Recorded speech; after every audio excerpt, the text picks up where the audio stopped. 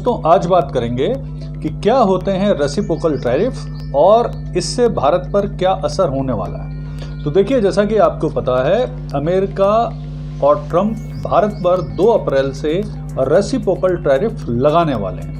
ये reciprocal tariff यानी प्रतिस्पर्धी जो टैक्स होते हैं वो उसी तरह के होते हैं कि जितना टैक्स एक देश दूसरे देश के सामान और वस्तुओं पर लगाता है उतना ही टैक्स दूसरा देश भी भारत के सामान और वस्तुओं पे यानी दूसरे देश के सामान और वस्तुओं पर लगाता है। तो ये हुए रेसिप्रोकल टैरिफ। अब इस रेसिप्रोकल जो टैरिफ हैं वो कुल मिला के 2 अप्रैल से 31 देशों में लगने वाले हैं, जिसमें 28 देश तो यूरोपियन इकोनॉमी वाले हैं। इसके अलावा भारत है, ब्राजील है और दक्षिण कोरिया है जिन पर ये टैरिफ लगने वाले हैं। इसके अलावा कनाडा, चीन और ऑलरेडी मैक्सिको पर ट्रंप टैरिफ लगा ही चुके हैं, जिसके जवाब में कनाडा और चीन ने अमेरिका पर भी रेसिप्रोकल टैरिफ यानी उसी तरह के टैरिफ लगाए हैं और उन टैरिफ को बढ़ाएं। तो अब देखिए, ये टैरिफ वॉर बढ़ने वाला है, लेकिन हम यहाँ विशेष तौर पर बात करने वाले हैं क्या भारत पर असर पड़ने वाला है। तो देखिए, इससे कुछ जो भारत के प्रमुख उद्योग हैं या विशेष उद्योग हैं उन पर निश्चित तौर पर इसका असर पड़ेगा।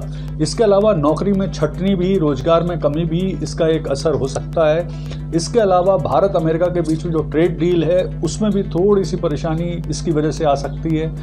यहाँ हम पहले समझ लें कि आखिर भारत और अमेरिका का व्यापार है कितना।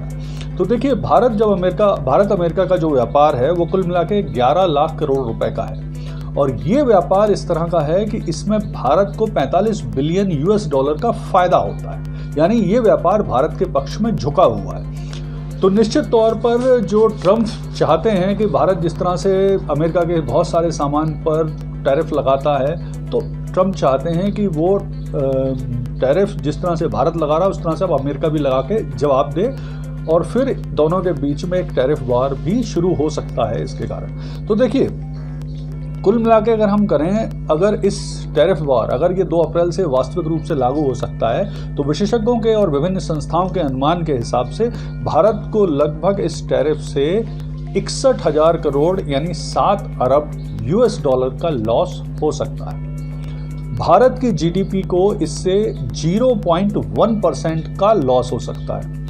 इसके अलावा भारत में रोजगार में थोड़ी सी कमी आ सकती है, भारत में महंगाई बढ़ सकती है। जो अमेरिका की विशेष तौर पर आईटी सेक्टर की कंपनियां हैं वो रोजगार में कमी गिर सकती हैं भारत में, वो भी एक बड़ी परेशानी हो सकती है।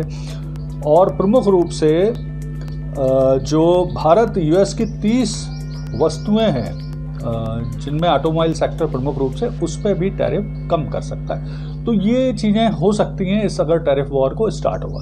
तो भविष्य इसका क्या हो सकता है? तो देखिए, इसमें अगर ये टैरिफ वाकई लागू हो गए भारत पे रेसिप्रोकल टैरिफ, तो भारत अमेरिका के संबंध जो फिलहाल ठीक ठीक चल रहे हैं उनमें तल्खी आ सकती है। दूसरा, भारत अमेरिका के बीच में जो ट्रेड डील की बात चल रही है जिसमें 2030 तक 500 बिलियन यूएस डॉलर तक भारत अमेरिका के ट्रेड को पहुंचाना है, उसमें भी मुझे लगता है वो मुद्दा भी खटाई में पड़ सकता है। हालांकि ध्यान रखिए कि इन दिनों जो भारत के उद्योग मंत्री, वाणिज्य मंत्री हैं पीयूष गोयल जी, वो अमेरिका की यात्रा में हैं और वो कोशिश कर रहे हैं कि भारत अमेरिका के बीच में कोई बढ़िया सी ट्रेड डील हो जाए जिससे भारत को इन रेसिप्रोकल टैरिफ का सामना ना करना पड़े।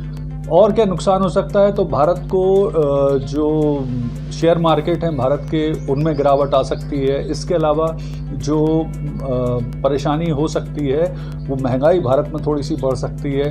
भारत को नए मार्केट देखना पड़ेंगे जिसमें प्रमुख रूप से दक्षिण अमेरिकी बाज़ारों को देखना पड़ेगा, ब्रिक्स बाज़ारों के साथ, ब्रिक्स देशों के साथ भारत को ज़्यादा ट्रेड करना पड़ेगा, खाड़ी देशों के साथ भी अपना ट्रेड को बढ़ाना पड़ेगा।